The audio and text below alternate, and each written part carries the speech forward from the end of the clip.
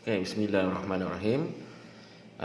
Kita ni berjumpa lagi dalam minggu keempat HPL ataupun belajar dalam talian internet. Okey, hari ini cikgu ringkas saja sebab tajuk kamu minggu ini pun agak mudah sikit, iaitu fahaman dan surat kiriman rasmi jenis permohonan. Okey, cikgu masuk dulu dalam fahaman. Okey, fahaman, sila baca arahan, sila baca dan fahami. Baca dulu, fahami dulu watak-wataknya. Selepas itu jawab soalan di dalam link yang cikgu berikan. Link itu ada cikgu bagikan dalam WhatsApp itu. Okey, kamu hanya perlu klik link itu dan buat latihan itu. Okey. Okey, ini adalah fahaman berbentuk dialog. Fahaman selalu yang kamu jumpa ialah berbentuk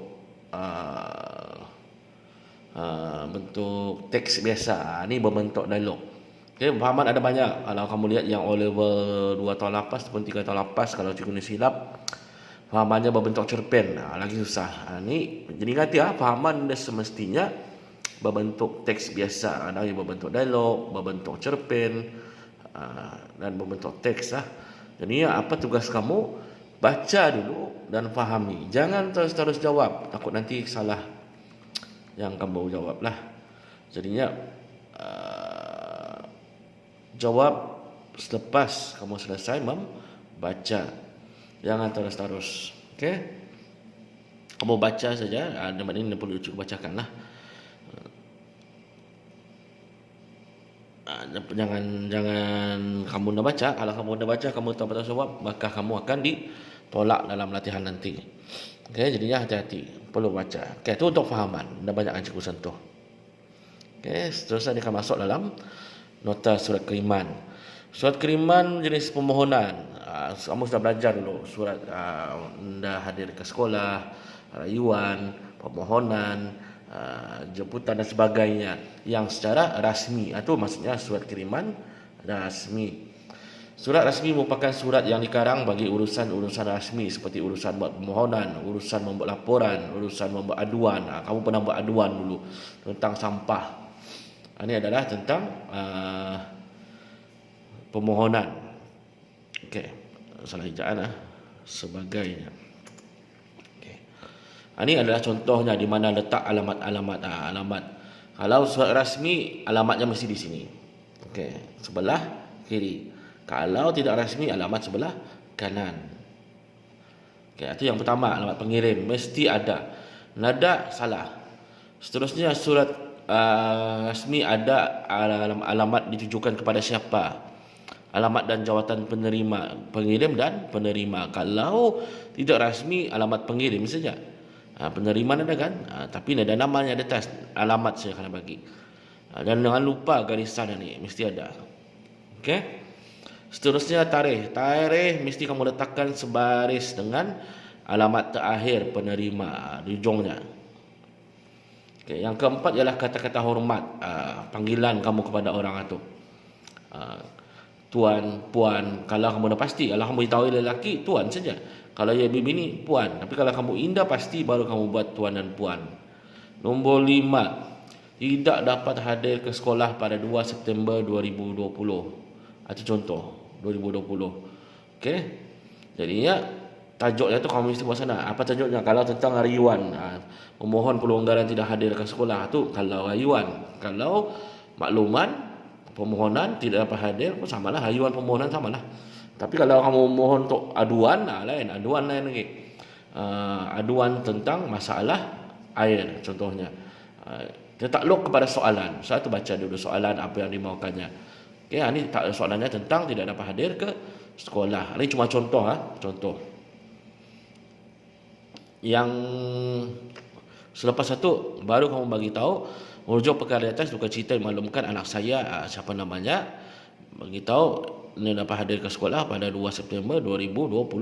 Karena kamu dah ada contohnya di bawah. Ini kamu perlu tahu apa ia punya susunan. Yang kedua, isi kandungan. Yang nombor 6 dan ketiga adalah isi kandungan ataupun yang lebih fokus yang nombor 6 ini. Isinya lah mengapa dia dapat hadir, apa sebabnya. Yang ketiga selalunya untuk ucapan terima kasih, ada nak kata-kata macam mana juga cakap kata-kata harapan lah, kata-kata harapan. Saya berharap. Sekarang kamu lihat contohnya.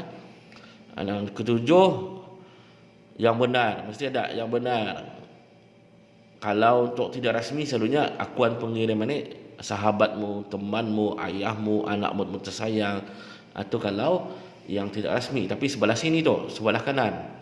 Kalau yang rasmi sebelah kiri. Ini tanda tangan. Nombor 8 tanda tangan. Jangan lupa. Yang ke-9 namanya. Jangan lupa, dan jawatannya. Jangan lupa. Selalunya jangan lupa. Tapi itu anda semestinya kamu buatlah. Yang penting namanya adalah. Namanya ada. Nombor telefon ni pun anda semestinya. Ini nombor telefon Malaysia lah contohnya. Okey. Kalau saya berikan contoh yang di Brunei. Okey. Seterusnya kalau kamu lihat di sini. Ini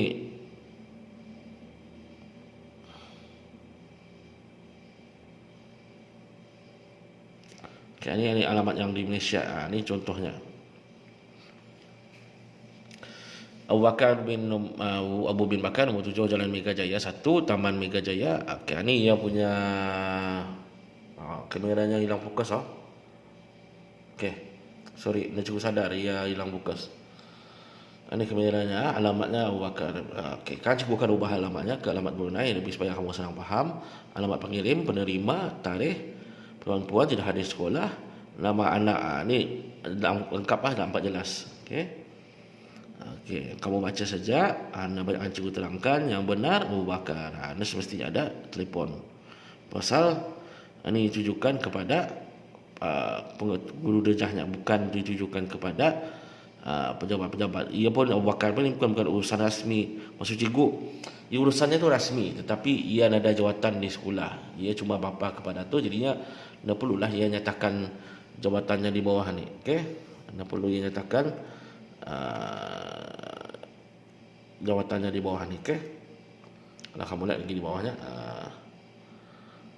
tidak perlu dinyatakan jawatannya di bawah tu. Cukuplah ia hanya memberitahu yang benar. Okey, itu saja. Anda banyak benda ni kamu sudah belajar. Anda banyak cikgu terangkan. Cikgu harap kamu boleh lihat dan rujuk nota ni. Sekiranya ada masalah kamu boleh bertanya. Tapi untuk fahaman, pastikan kamu baca benar-benar. Okey, jangan fahami, jangan terus jawab. Sekiranya ada benda yang kamu tidak faham, terus saja WhatsApp cikgu, tanya cikgu. Cikgu akan available, cikgu akan ada sentiasa ada untuk menjawab soalan-soalan daripada kamu. Soalan tentang pelajaran lah. Okey, itu saja. Assalamualaikum warahmatullahi wabarakatuh.